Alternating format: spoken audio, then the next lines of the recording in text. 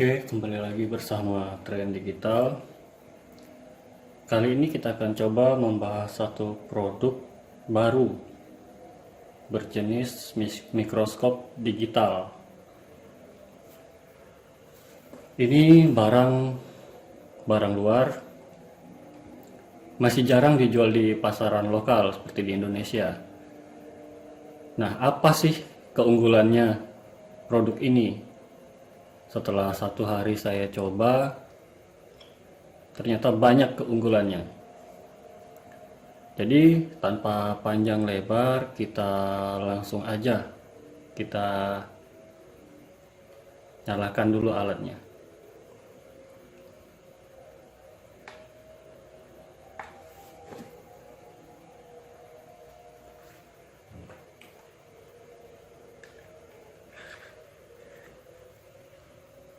Nih, seperti itu tampilannya.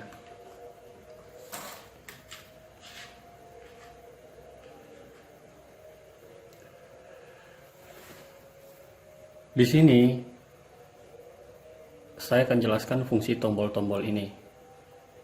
Jadi tombol pertama itu tombol power untuk menyalakan dan mematikan mikroskopnya. Lalu di sini ada tombol M. Tombol M ini fungsinya untuk masuk menu. Contoh, nih. Di sini kita bisa mengatur tentang kualitas video, seperti resolusinya berapa. Sekarang nih, resolusinya kita bisa pilih VGA 720 pixel atau 1080 FHD. Lalu di sini tombol panah atas bawah untuk perpindahan. Nah, di sini untuk recording. Jadi alat ini bisa merekam. Ketika kita kerja, kita ingin merekam pekerjaan kita, ini bisa kita rekam di sini. Dan pengaturannya itu ada mulai dari 3 menit, 5 menit, 10 menit, atau dimatikan. Lalu di sini saya pilih 10 menit. Dan di sini HDR, High Dynamic Range. Di sini untuk jika kita ingin gambarnya tuh seperti kontras gitu, HDR itu. Jadi di sini saya tidak mengaktifkannya, jadi saya off-kan aja. Exposure-nya ini saya bikin 0. Date stamp ini menampilkan tanggal pada video hasil rekaman ataupun foto yang sudah kita capture. Di sini saya on-kan. Lalu kita masuk settingan kedua, tekan tombol M lagi. Di sini LCD brightness, tekan OK. Jadi LCD brightness ini, jadi layar ini, lampu latar LCD ini akan mati jika dalam kurun waktu yang ada di sini ada 30 detik, ada 1 menit, dan ada 2 menit. Jadi ini saya off-kan aja. Lalu auto power off. Di sini ada mulai 3 menit, 5 menit, dan 10 menit. Dan auto power off ini saya off-kan juga. Di sini frekuensi saya ngambil 50 Hz. Dan auxiliary line. Di sini untuk menampilkan garis tengah pada layarnya. Di sini saya off-kan. Dan di sini ada pilihan bahasa, saya ambil Inggris. Date and time, ini pengaturan tanggal dan waktu. Nah, seperti itu. Lalu format, ini fungsi format ini adalah format memory card. Jadi alat ini support membaca memori hingga 156 GB yang kelas 10 memorinya. Dan ini default setting untuk kembali ke pengaturan awal. Jadi itulah fungsi tombol menunya. Lalu pada layar di sini, jika kita perhatikan secara dekat,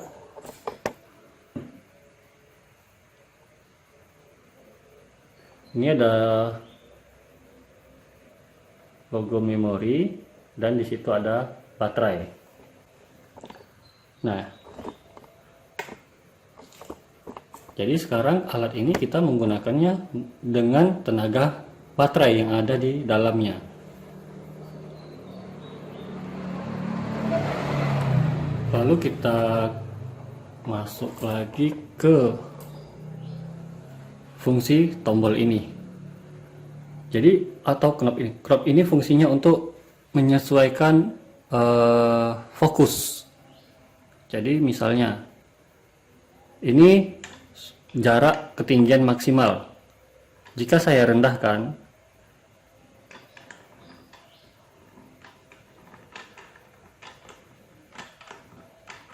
nah, dia akan kehilangan fokus. Jadi untuk mengatur fokusnya, kita tinggal memutar tombol ini aja. Tuh, seperti itu. Nah, lalu kita bisa memanfaatkan lampu yang ada pada bawaan mikroskopnya ataupun memakai lampu eksternal. Di sini saya manfaatkan lampu eksternal biar hemat baterai seperti itu. Nah, nih jalur-jalur halus pun nampak. Ini jaraknya masih lumayan. Gagang solder juga masih bisa menjangkau space-nya. Nah, sekarang untuk menaikkan turunkan ketinggian mikroskopnya, di sini ada putaran. Jadi kita tinggal naikkan seperti ini.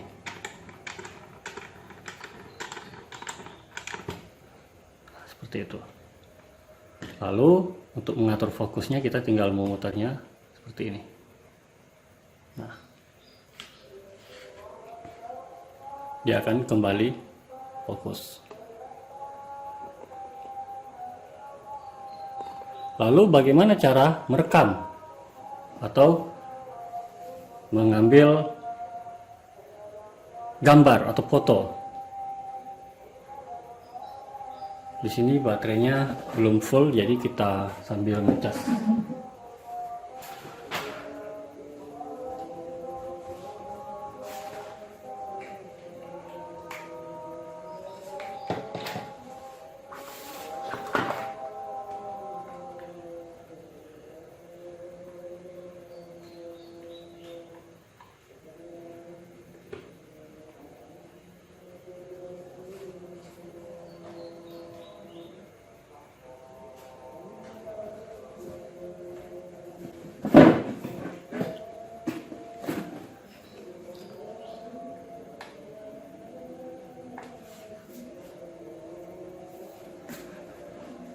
Nah, sekarang kita lanjut. Bagaimana cara melakukan perekaman menggunakan mikroskop ini? Untuk melakukan perekaman, kita pertama setting dulu. Yang seperti tadi saya bilang, waktu perekaman yang ini, cyclic record. Di sini saya bikin maksimal 10 menit. Jika setelah lewat 10 menit, dia akan kembali ke 0, lalu sampai 10 menit lagi. Itu tujuannya untuk membatasi durasi file rekamannya itu tadi.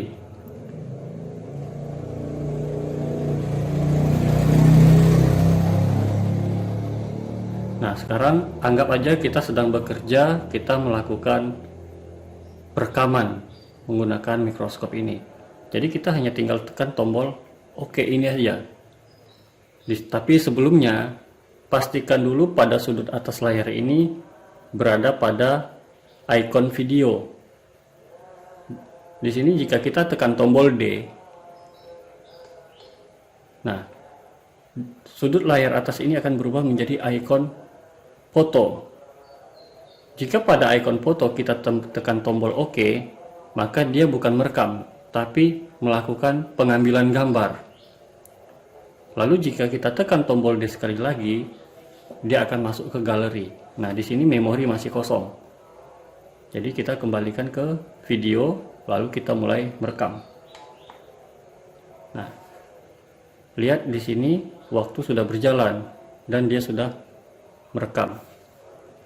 Di sini kita bisa kerja sambil menjelaskan kerusakan. Contohnya apa yang rusak pada mesin handphone ini yang sedang saya periksa ini. Tuh, Jadi mikroskop ini sangat memudahkan bagi kita yang hobi bikin video tutorial dalam melaksanakan bagaimana caranya melakukan perbaikan atau reparasi pada sebuah handphone.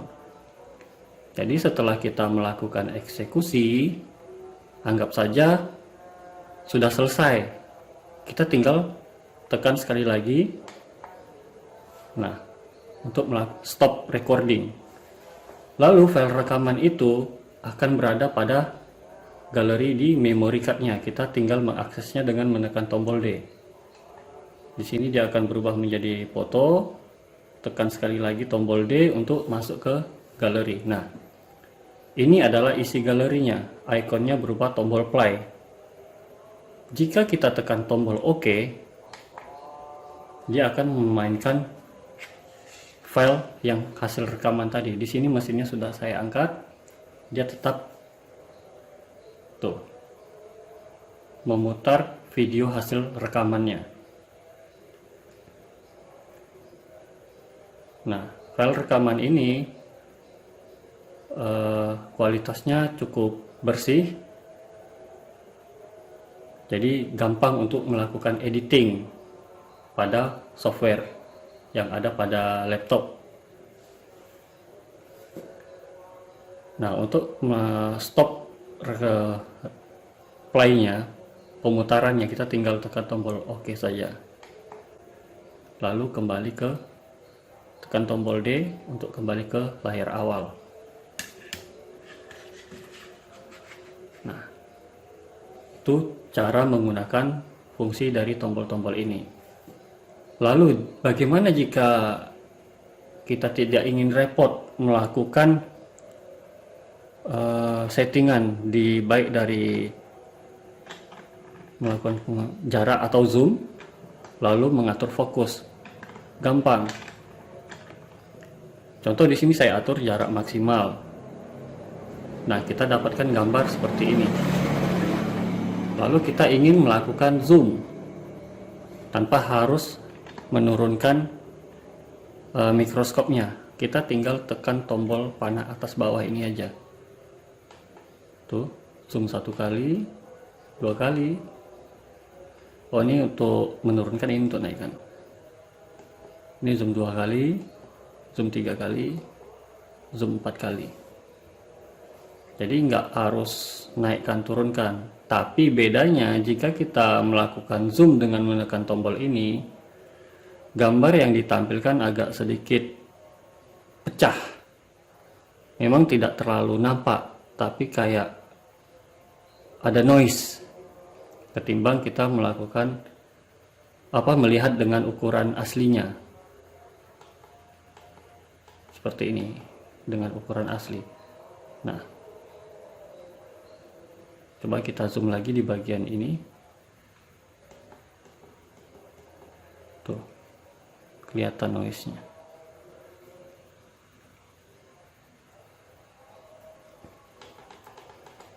Itu cara menggunakan mikroskopnya.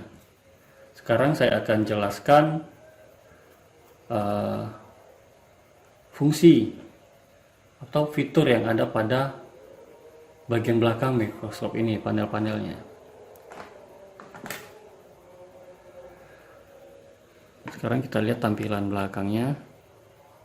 Nah, di sini ada micro USB, yaitu untuk melakukan pengecasan pada baterai yang ada di dalam ataupun koneksi ke laptop. Jika dikoneksikan ke laptop, maka mikroskop ini bisa kita pakai menggunakan program kamera yang ada pada laptop. Lalu di sini ada slot micro SD. Alat ini mampu membaca micro SD hingga kapasitas 156 GB. Lalu di sini ini tombol untuk lampu kamera. Sekarang saya matikan dulu. Nah, jika kita putar ke atas, maka lampu kameranya ini akan nyala. Tuh, sudah mulai menyala.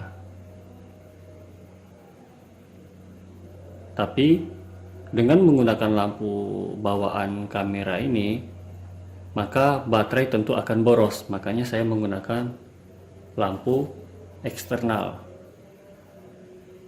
Dan hasilnya dengan lampu eksternal jauh lebih bersih daripada memakai lampu bawaan. Contoh seperti ini, saya menggunakan lampu bawaan agak menyilaukan pandangan. Tuh. Tapi jika kita menggunakan lampu eksternal, itu tidak terlalu silau ketika kita melihat ke layarnya.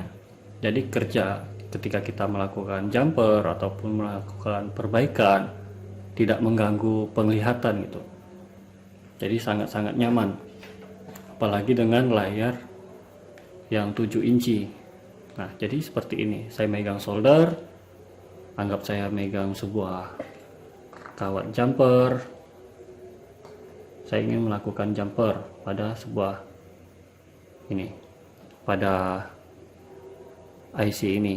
Anggap aja IC-nya udah lepas, kita pengen melakukan jumper. Jadi caranya ya gampang aja. Jika seperti ini masih terlalu kecil, ya tinggal kita zoom. Tuh. Dan kita tinggal melakukan jumper. Tuh. Masih enak di sini. Sangat nyaman ketimbang menggunakan mikroskop yang trinokular.